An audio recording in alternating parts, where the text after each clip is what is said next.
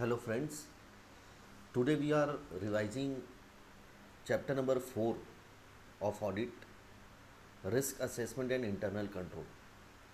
This chapter is relevant for CA inter as well as CA final. दोनों CA inter और CA final में ये chapter एक important weightage रखता है एग्ज़ाम में, लेकिन ये थोड़ा सा टेक्निकल चैप्टर है, रिस्क असेसमेंट और इंटरनल कंट्रोल। इस चैप्टर में अपन दो स्टैंडर्ड्स के बारे में बातचीत करेंगे, SA 315 एंड SA 330। सबसे पहले कुछ बेसिक चीज़ें। First question is the audit risk के बारे में। What is the audit risk? Simply terms, audit risk is the when auditor fail to express appropriate opinion in the audit report, when the financial statement exists a material misstatement, it is called the audit risk। यानी कि जब भी auditor अगर inappropriate audit opinion देता है, inappropriate मतलब गलत audit opinion देता है, when the financial statement contain या exist material misstatement, it is called the audit risk। Audit risk के तीन कंपोनेंट होते हैं, inherent risk, control risk and third one is the detection risk. Inherent risk basically her business में कुछ ना कुछ risk होता ही है, किसी बिजनेस में ज़्यादा रिस्क, किसी में कम रिस्क होता है।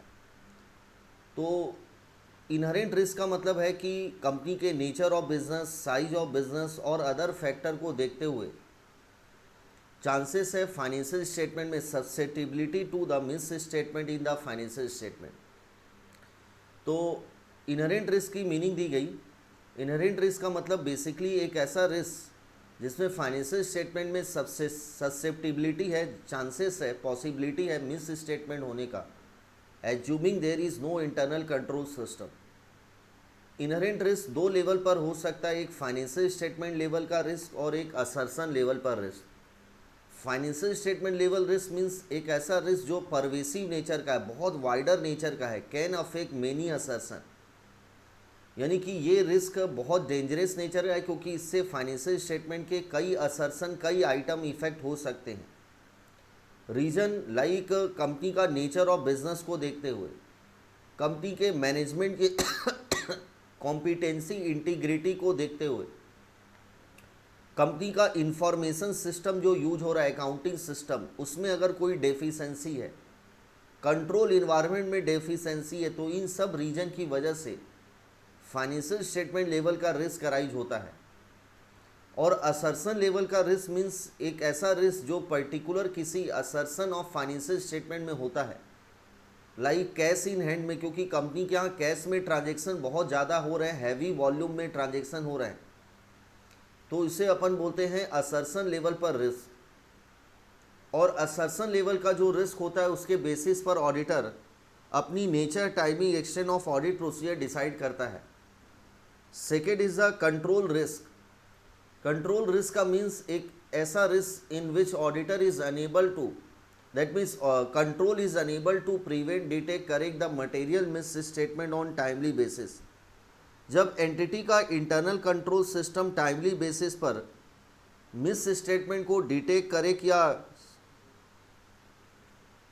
प्रिवेंट नहीं कर पाता है, तो उसे बोलते हैं करेंट कंट्रोल रिस्क। और ये अराइज होता है basically inherent limitation of internal control की वजह से। And third one is the detection risk, means एक ऐसा रिस्क जिसमें ऑडिटर अपनी ऑडिट प्रोसीजर परफॉर्म करके भी उन मिस स्टेटमेंट को डिटेक्ट नहीं कर पाता जो फाइनेंशियल स्टेटमेंट में एग्जिस्ट है। Such risk is called the detection risk. तो डिटेक्शन रिस्क मीन्स एक ऐसा रिस्क जिसमें the auditor procedure after obtaining, that means auditor procedure unable to detect the material miss statement in financial statement, that's a called the detection risk. Some detection risk always present in the audit, even auditor has to perform the 100% audit verification। क्योंकि audit में inherent limitation होती है, इस वजह से कुछ detection risk हमेशा रहेगा। ऑडिटर कभी भी डिटेक्शन रिस्क को जीरो नहीं कर सकता है। देयरफॉर ऑडिट रिस्क को भी कभी भी जीरो नहीं किया जा सकता, but can be reduce acceptably low level. अब इनहेरेंट रिस्क और control risk is directly inter related है, क्योंकि मैनेजमेंट इनहेरेंट रिस्क के बेसिस पर कंट्रोल डिजाइन और इम्प्लीमेंट करती है, इसलिए दोनों का इंटर रिलेशनशिप है। इसलिए ऑडिटर दोनों का असेसमेंट कंबाइन करके करता है। इनहेरेंट रिस्क और कंट्रोल रिस्क का कंबाइन असेसमेंट रिजल्ट निकलता है risk of material miss statement, और उसके बेसिस पर ऑडिटर डिटेक्शन रिस्क डिसाइड करता है कि उसको कितना रिस्क रखना है। अगर आरएमएम ज़्यादा है तो ऑडिटर डिटेक्शन रिस्क कम रखेगा, यानी ज़्यादा ऑडिट प्रोसीजर परफॉर्म करके डिटेक्शन रिस्क को कम करने की कोशिश करेगा। और अगर आरएमएम अगर लो है तो इस केस में ऑडिटर डिटेक्शन रिस्क को ज़्यादा रख सकता है, कम ऑडिट प्रोसीजर परफॉर्म करके डिटेक्शन रिस्क को ज़्यादा रख सकता है to reduce the audit risk acceptably low level, and still auditor can reduce the audit risk acceptably low level. तो फाइनली इन दोनों में जो रिलेशनशिप है इनहेरेंट और कंट्रोल रिस्क का डिटेक्शन रिस्क के साथ, वो इनवर्स रिलेशनशिप होता है। तो ये एक ओवरव्यू आपका कंसेप्ट हो गया। और एक चीज़ इसमें सबसे इम्पॉर्टेंट है, ध्यान रखिएगा कि अगर IRCR हाई है तो ऑडिटर को डिटेक्शन रिस्क कम रखना होगा, ज़्यादा ऑडिट प्रोसीजर परफॉर्म करके ज़्यादा एविडेंस लेने पड़ेंगे, मोर एविडेंस रिक्वायर। लेकिन अगर ऑडिटर एविडेंस नहीं ले पा रहा है ड्यू टू एनी रीजन, यानी ऑडिटर डिटेक्शन रिस्क को कम नहीं कर पा रहा है, जबकि इनहेरेंट और कंट्रोल रिस्क हाई है और डिटेक्शन रिस्क ऑडिटर कम नहीं कर पा रहा है, क्योंकि auditor is unable to obtain the sufficient appropriate audit evidence by performance of audit procedure. In such case the auditor shall either disclaim the opinion और withdraw from the engagement। Auditor को इस case में या तो disclaimer दे देना चाहिए audit opinion, या फिर ऑडिटर को withdraw from the engagement if law and regulation permit. अगर लॉ परमिट करता है तो ऑडिटर को विड्रॉ कर देना चाहिए। तो फाइनली ऑडिट रिस्क का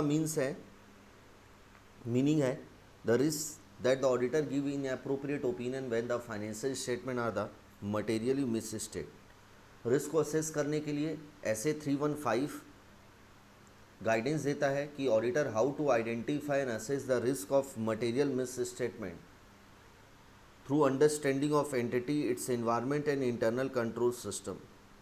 audit risk is the component of RMM and the detection risk, and RMM is equal to a inherent risk and control risk. Misstatement की meaning, misstatement refer to difference between the amount, classification, presentation, disclosure of a reported financial statement and the amount, classification, presentation, disclosure that is required for the item in accordance with applicable FRF। यानी कि जो आपने financial statement में जो item को report किया है, present किया है, डिस्क्लोज क्लासिफिकेशन किया है, और जो एफआरएफ में जो रिक्वायरमेंट है, अगर उन दोनों में डिफरेंस है तो उसे मिस स्टेटमेंट बोला जाएगा। और मिस स्टेटमेंट दो रीज़न की वजह से हो सकता है, ईदर फ्रॉड और एरर। रिस्क का असेसमेंट करना it is a matter of professional judgement और rather than the matter of capable of precise. Auditor कभी भी एग्जैक्टली रिस्क का मेजरमेंट नहीं कर सकता एक्यूरेसी से, ये एक प्रोफेशनल जजमेंट होता है। एस्टीमेट बेसिस पर ऑडिटर इसको असेस और आइडेंटिफाई करता है। ऑडिट रिस्क में क्या क्या इंक्लूड नहीं होगा? पहला, अगर ऑडिट रिस्क में इंक्लूड नहीं होगा बिजनेस रिस्क, लाइक कंपनी को लिटिगेशन से नुकसान हो रहा है, एडवर्स पब्लिसिटी से, इसे ऑडिट रिस्क नहीं माना जाएगा। और सेकेंड, ऑडिट रिस्क में इंक्लूड नहीं होगा that the auditor might express an opinion that financial statement are materially misstate when they are not, actually there is no material misstatement। ये रिस्क ऑर्डिनरली इनसिग्निफिकेंट होता है कि कभी कभी ऑडिटर हो सकता है कि ओपिनियन दे दे फाइनेंशियल स्टेटमेंट मटेरियली मिसस्टेटेड है, जबकि एक्चुअल में फाइनेंशियल स्टेटमेंट में कोई मटेरियल मिसस्टेटमेंट नहीं है, इसे ऑडिट रिस्क में कवर नहीं किया जाएगा। रिस्क दो लेवल पर होते हैं, फाइनेंशियल स्टेटमेंट लेवल और assertion level. Financial statement level का रिस्क परवेसिव नेचर का होता है, can affect the many assertion, जो कई असर्शन को इफेक्ट कर सकता है। जो ऑडिटर रिस्क असेसमेंट करता है दोनों टर्म में कर सकता है, क्वांटिटेटिव टर्म्स में भी और क्वालिटेटिव टर्म्स में भी रिस्क का असेसमेंट कर सकता है। क्वांटिटेटिव मतलब लाइक परसेंटेज 10% रिस्क है, 20%। Non quantitative like high risk, moderate risk, low risk. Audit risk के 3 कंपोनेंट होते हैं, inherent, control and detection risk. Inherent risk का मतलब है ससेप्टिबिलिटी ऑफ अकाउंट बैलेंस और classes of transaction to material miss statement, assuming there is no material assuming that there is no internal control system. And control risk का मतलब the risk that misstatement that the entity internal control system could not be prevent, detect or correct on timely basis. Detection risk का मतलब auditor procedure भी perform करने के बाद अगर auditor fail हो जाता है to detect the misstatement, that's a called the detection risk. Some detection risk would always present in the audit even auditor was to examine 100% of the account balance और classes of transaction. Relationship क्या है? Inherent और control risk में direct interrelated है, दोनों में direct relationship होती है, इसलिए ऑडिटर दोनों का असेसमेंट कंबाइनली करता है। Relationship between the risk of material miss statement and detection risk inverse relationship होती है। अगर कंट्रोल और इनहेरेंट रिस्क हाई है तो auditor shall keep the detection risk to be low and vice versa. और अगर ऑडिटर डिटेक्शन रिस्क को reduce नहीं कर पा रहा है किसी अकाउंट बैलेंस में तो ऑडिटर या तो क्वालिफाई या डिस्क्लेमर ऑफ ओपिनियन देगा इन अकॉर्डेंस विथ एसए 705 में। तो ये अपना फर्स्ट कंसेप्ट हो गया। अब condition which increase the risk of fraud और एरर। कौन कौन से ऐसे कंडीशन है जिसकी वजह से फ्रॉड और एरर होने दोनों के चांसेस बढ़ सकते हैं। पहला, अगर कंपनी का इंटरनल कंट्रोल सिस्टम के डिजाइनिंग इम्प्लीमेंटेशन में अगर वीकनेस है, कंट्रोल वीक रहेगा तो फ्रॉड और एरर होने के चांसेस ज़्यादा रहेंगे। मैनेजमेंट की कॉम्पिटेंसी पर डाउट रहेगा, इंटीग्रिटी पर फ्रॉड और एरर होने के चांसेस ज़्यादा रहेंगे।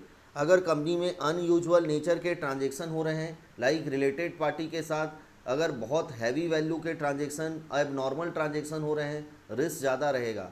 Next one is the unusual pressure है within the entity. Entity के अंदर अगर बहुत ज़्यादा प्रेशर है लाइक शेयर होल्डर का या सप्लायर का या लेंडर का, तो रिस्क ज़्यादा रहेगा फ्रॉड और एरर का। और last is the problem in obtaining the sufficient appropriate audit evidence, like company के यहाँ एडवोकेट डॉक्यूमेंट नहीं है तो इस केस पे रिस्क ज़्यादा रहेगा फ्रॉड और एरर होने का। तो बेटा देखिए बहुत सिंपल सा है, अगर इंटरनल कंट्रोल वीक है या फिर अगर डाउट है इंटीग्रिटी ऑफ मैनेजमेंट या competency of management, next is the unusual transaction ज़्यादा हो रहे हैं, या फिर प्रॉब्लम है obtaining the sufficient appropriate audit evidence, या फिर अनयूजुअल प्रेशर है विद इन द एंटिटी, तो इस केस में रिस्क अधिक रहेगा फ्रॉड और एरर होने का। अब अपना स्टैंडर्ड फर्स्ट स्टैंडर्ड चालू होता है SA 315, identify and assessing the risk of material miss statement. SA 315 बोलता है कि ऑडिटर को रिस्क को आइडेंटिफाई करना है, तो ऑब्जेक्टिव दिया गया एसए 315 का to identify and assess the risk of material miss statement whether due to the fraud और error at the financial statement level और एट द असर्शन लेवल। कैसे ऑडिटर आइडेंटिफाई करेगा? Through understanding of entity, its environment including internal control. 3 चीज़ों के बारे में auditor को understanding लेनी है, एंटिटी के बारे में, उसके इन्वायरमेंट के बारे में और उसके इंटरनल कंट्रोल सिस्टम के बारे में, which provide the basis for designing and implement appropriate audit procedure to response to the assess risk of material, जिससे कि auditor appropriate audit procedure perform करके रिस्क को रिस्पॉन्स दे सके।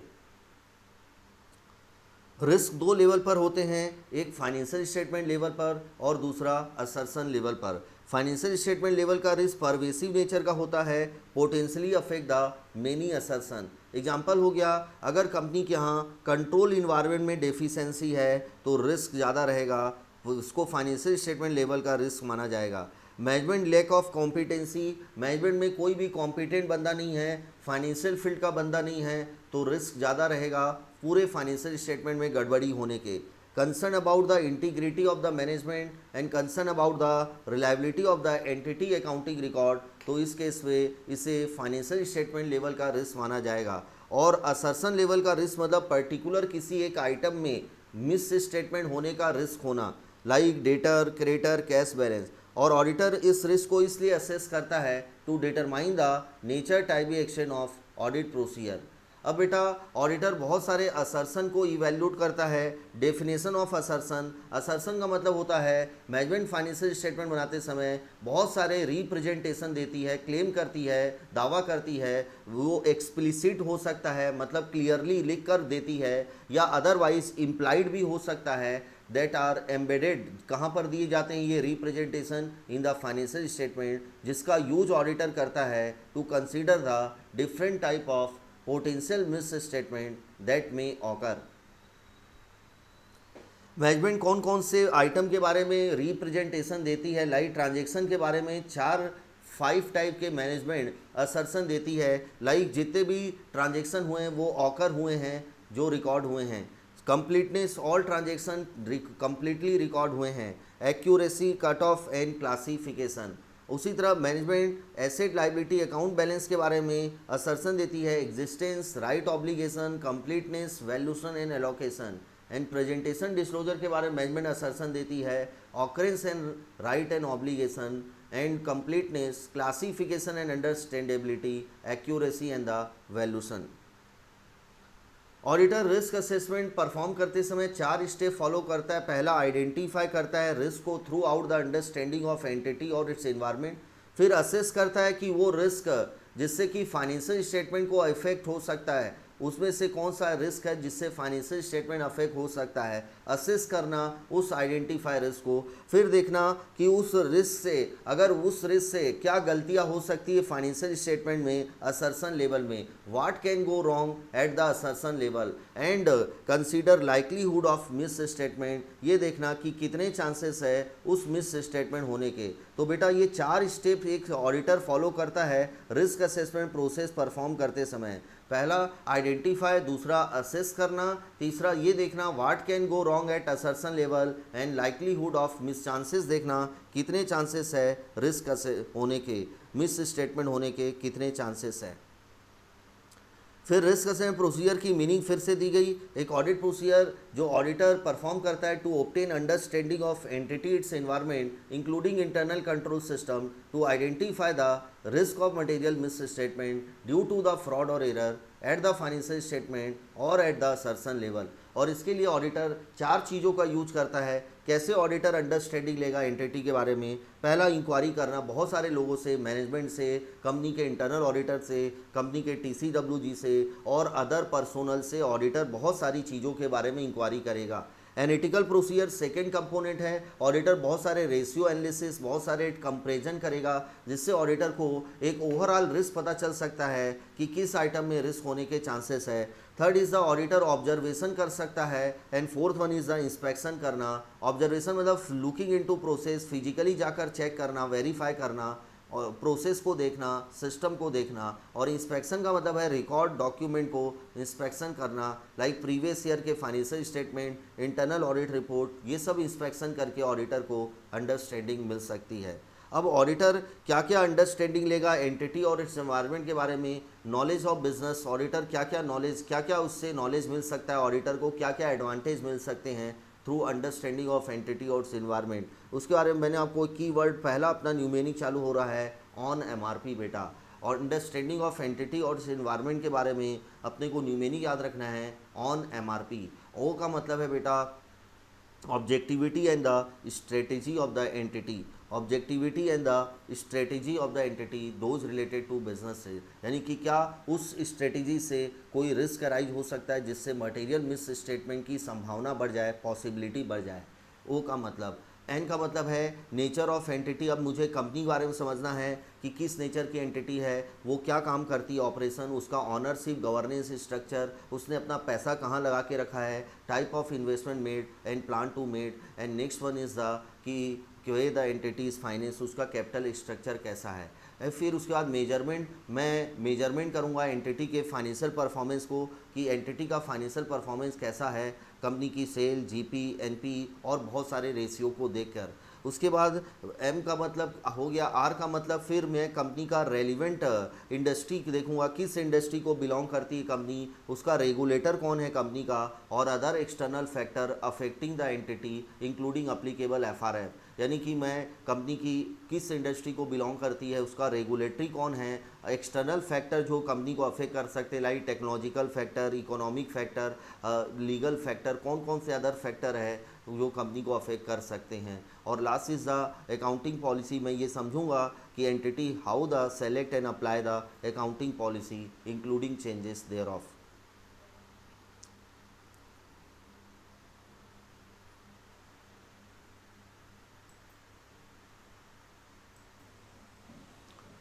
नेक्स्ट कंसेप्ट बेटा वेरी इंपॉर्टेंट है, जो अपन ने अंडरस्टैंडिंग ली एंटिटी के बारे में, उसके इन्वायरमेंट के बारे में, ये कंटिन्यूअस प्रोसेस है, या इससे एक और क्वेश्चन आ सकता है, use of the benefit of the risk assessment procedure, यानी कि यूज क्या है या एडवांटेज क्या है, बेनिफिट क्या है अंडरस्टैंडिंग लेने के, यानी कि रिस्क असेसमेंट प्रोसीजर परफॉर्म करने से ऑडिटर को क्या क्या एडवांटेज मिल सकते हैं। तो आपको इसको एक न्यूमेनिक से सेकेंड न्यूमेनिक याद रखेगा, main area, main area, main areas, जिसमें एम का मतलब है बेटा टू डिटरमाइन द मटेलिटी, यानी कि ऑडिटर मटेलिटी डिसाइड कर पाएगा कि कितना मटेलिटी अमाउंट रखूं मैं, हाई साइड में मटेलिटी रखूं, लो मटेलिटी का लेवल रखूं। Next appropriateness of selection in, auditor ये देख पाएगा कि कंपनी ने जो अकाउंटिंग पॉलिसी सेलेक्ट और अप्लाई की है वो अप्रोप्रिएट है कि नहीं। आर का मतलब ऑडिटर को रिस्क पता चल पाएगा कि फाइनेंशियल स्टेटमेंट में कितने चांसेस है risk of material miss statement होने के। ई का मतलब है बेटा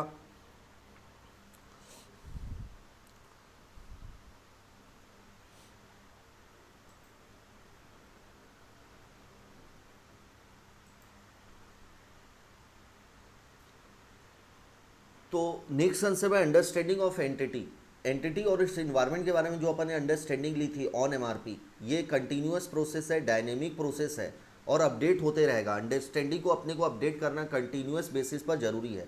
इससे एक और क्वेश्चन आता है कि what are the advantage of risk assessment procedure, या बेनिफिट क्या है रिस्क असेसमेंट प्रोसीजर परफॉर्म करने का या अंडरस्टैंडिंग लेने का, एंटिटी की अंडरस्टैंडिंग लेने से ऑडिटर को क्या क्या एडवांटेज होंगे। तो उसका एक न्यूमेनिक है main areas, main area. M का मतलब है to determine the materiality in the financial statement, कौन सा आइटम मटेरियल होगा, कौन सा आइटम लेस मटेरियल होगा।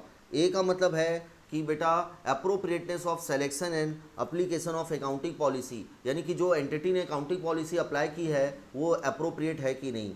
ई आर का मतलब है assessment of risk of material miss स्टेटमेंट। ई का मतलब है बेटा कि evaluating the sufficiency and appropriateness of audit evidence.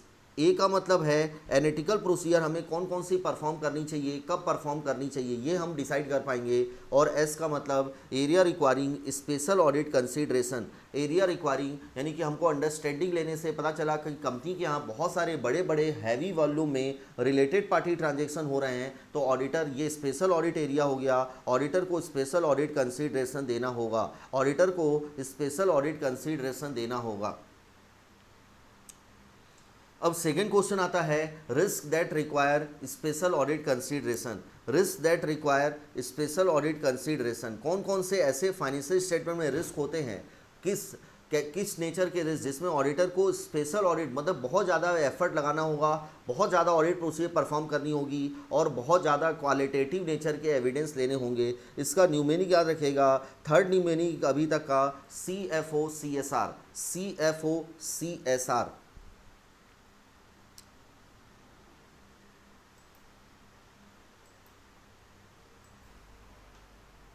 तो बेटा CFO CSR, सी का मतलब है बेटा अगर कंपनी में बहुत कॉम्प्लेक्स नेचर के ट्रांजेक्शन हो रहे हैं, कॉम्प्लेक्सिटी ऑफ ट्रांजेक्शन, तो इस केस में हैवी रिस्क रहेगा, रिस्क अधिक रहेगा, हमें ज़्यादा ऑडिट कंसीडरेशन देना होगा।